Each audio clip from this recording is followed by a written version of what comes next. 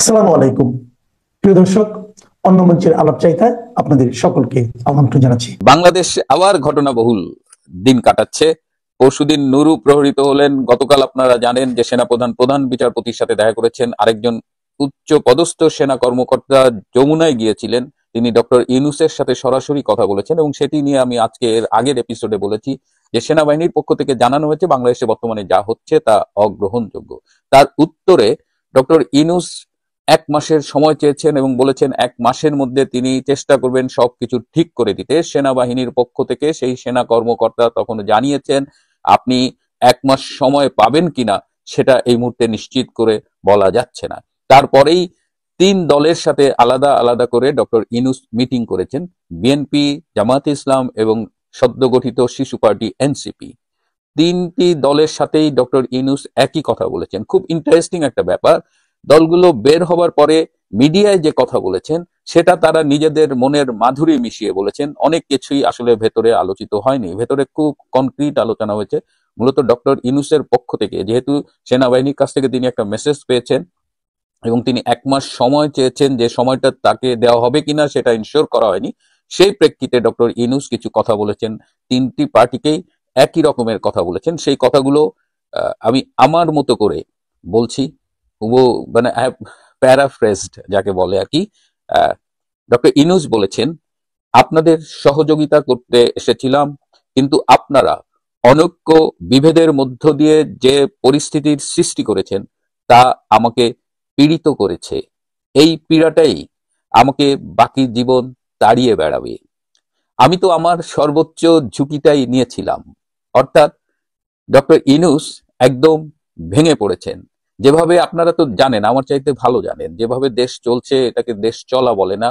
আজকে এনসিপি, ঢাকা বিশ্ববিদ্যালয়ের লাল বিপ্লবের সমর্থক শিক্ষিকা সবাই মুখ খুলে ফেলেছে। মানে লাল বদররাই আজকে বলছে যে দেশ পরিচালনায় ডক্টর ইউনূস সম্পূর্ণ ব্যর্থ হয়েছেন। কেউ একজন বলেছে ডক্টর ইউনূস নপুংসক এবং নানান নানান বিশেষণে তাকে মানে অভিহিত করা হচ্ছে, যেটা আসলে ডক্টর ইউনূসের মতো মানুষ যারা নিজেদের ইমেজের ব্যাপারে খুব কনসার্ন এবং যারা তাদের পাবলিক রিলেশনস এর জন্য মিলিয়ন মিলিয়ন ডলার খরচ করেন, সেরকম একটা মানুষ সারা জীবনে যা অর্জন করেছেন আজকে সবকিছু তিনি হুমকির মুখে ফেলেছেন এই সামান্য অবৈধ একটা পদ দখল করতে গিয়ে।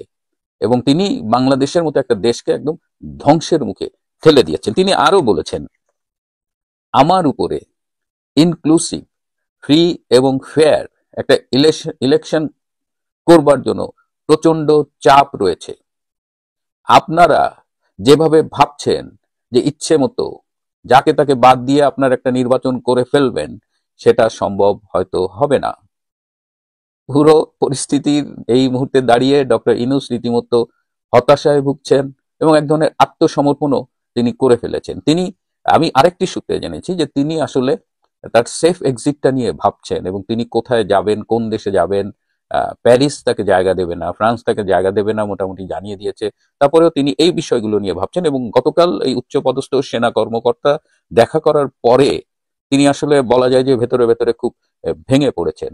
আমার যে সূত্র ওই মিটিং উপস্থিত ছিল, তিনি আগেও আমাকে জানিয়েছিলেন যে ফেব্রুয়ারিতে নির্বাচন হচ্ছে না কিংবা হতে দেওয়া হবে না। এই যে হতে দেওয়া হবে না, এইটার কারা কারা, এটার সাথে জামাত জড়িত, এটার সাথে এনসিপি জড়িত।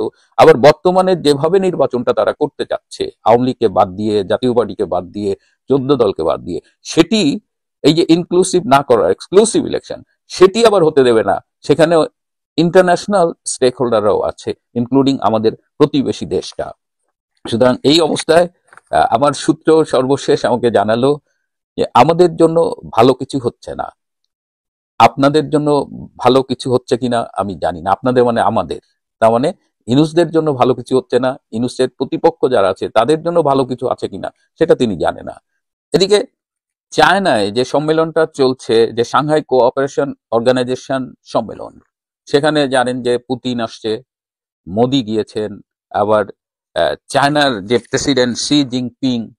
এবং একটা ছোট্ট কথা বলি, আমি শি জিনপিং এর মানে হাসছেন হাস্যোজ্জ্বল ছবি খুব একটা দেখিনি, কিন্তু এই সম্মেলনের যে ভিডিও ফুটেজ গুলো আমাদের কাছে এসেছে, সেখানে তাকে আমি অন্যরকম হাস্য উজ্জ্বল উচ্ছল একটা ছবিতে দেখেছি। তো এটা একটা ছবিতে দেখলাম যে পুতিনের সাথে শি জিনপিং হেঁটে যাচ্ছেন, তার পাশে খুব অসহায়ের মতো দাঁড়িয়ে আছেন পাকিস্তানের প্রধানমন্ত্রী শাহবাজ শরীফ।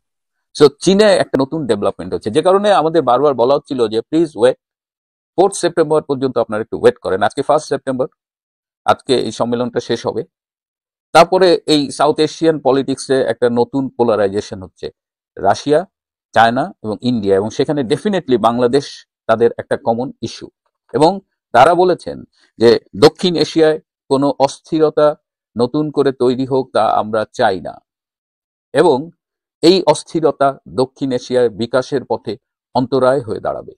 সুতরাং এই জায়গাটাও কিন্তু খুব ইম্পর্টেন্ট। এবং তারা পাকিস্তানকে, বিশেষ করে বেলুচিস্তানে যে রেয়ার আর্থ ম্যাটেরিয়াল নিয়ে তারা আমেরিকার সাথে নতুন করে চুক্তি করতে যাচ্ছে, এবং যে কারণে এই মুহূর্তে বেলুচিস্তানে খুব অল্প সংখ্যক হলেও মার্কিন সৈন্য উপস্থিত রয়েছে, এই বিষয়টি নিয়েও কিন্তু পাকিস্তানকে মোটামুটি সতর্ক করে দিয়েছে চীন।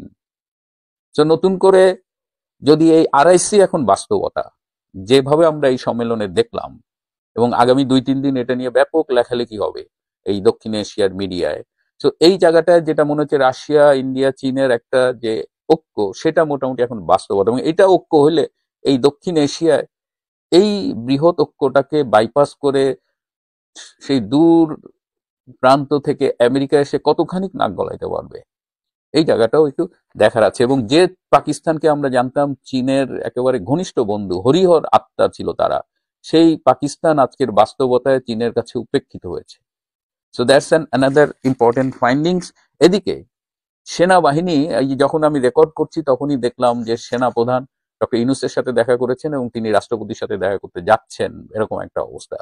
তো এদিকে সেনাবাহিনীর ভূমিকা নিয়ে গতকাল থেকেই, কিন্তু পরশুদিন থেকে বেসিক্যালি নুরুকে পিটানোর পর থেকেই সেনাবাহিনীর ভূমিকা নিয়ে কথা হচ্ছে। এবং জামাতের একজন থিঙ্ক ট্যাঙ্ক আমাকে বলেছেন যে সেনাবাহিনীকে আসলে বিশ্বাস নাই, তাদের বন্দুকের নল কখন যে কার দিকে ঘুরে যায় সেটা ঠিক নাই। এবং কালকে আপনারা খেয়াল করেছেন যে যারা ইউনূসের সমর্থক বা লাল বিপ্লবের সমর্থক, তারা কিন্তু সামাজিক যোগাযোগ মাধ্যমে সেনাবাহিনীকে প্রচন্ড কড়া ভাষায় আক্রমণ করেছেন।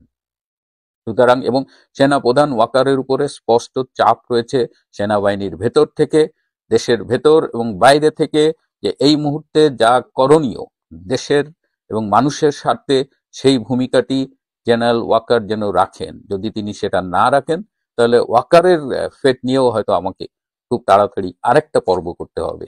প্রিয় বন্ধুরা, যে নতুন যেটা বলা হয় যে খেলা জমে একেবারে ক্ষীর হয়ে গেছে, আজ এ পর্যন্তই। কিপ অবজার্ভিং, একটু ধৈর্য সহকারে দেখেন, সবকিছুই একেবারে ঘনীভূত হয়ে আসছে।